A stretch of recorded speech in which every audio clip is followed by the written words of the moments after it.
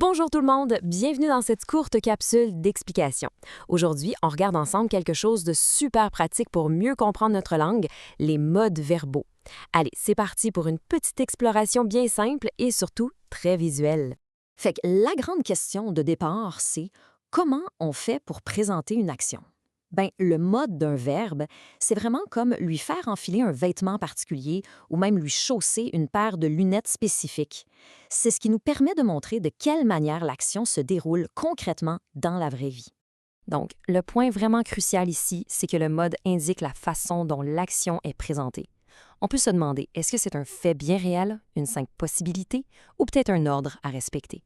Honnêtement, il n'y a vraiment aucune raison de s'inquiéter avec ces grands mots-là.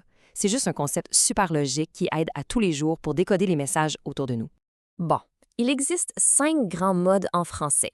On a l'indicatif, le subjonctif, le participe, l'infinitif, puis l'impératif. Mais, super bonne nouvelle pour tout le monde, on va en regarder juste 2 aujourd'hui. C'est tout, on garde ça bien gérable, pas de stress, puis on se concentre vraiment sur l'essentiel. On passe à la première section, l'indicatif, qu'on appelle le mode réel. Ça, c'est notre fameuse paire de lunettes réalistes. L'indicatif, on va se le dire, c'est vraiment le mode du quotidien. C'est de loin le plus utilisé. Il sert tout simplement à parler d'un fait réel ou de quelque chose de certain. L'exemple parfait pour ça, je mange une pomme. L'action est complètement ancrée dans la réalité. Il n'y a pas de supposition, pas de doute, c'est juste un fait, pur et simple. Et on arrive déjà à notre deuxième section, le participe, soit la description.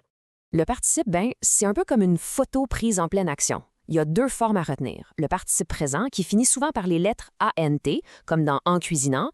Le gros avantage de celui-là, il n'y a aucune règle d'accord. Ensuite, on a le participe passé, comme fini ou écrit, qu'on voit dans la phrase « le mémo est écrit ». Puis pour ce qui est des règles d'accord un peu plus complexes du participe passé, pas de panique avec ça. Ça sera vu bien plus tard. On garde l'esprit tranquille pour le moment.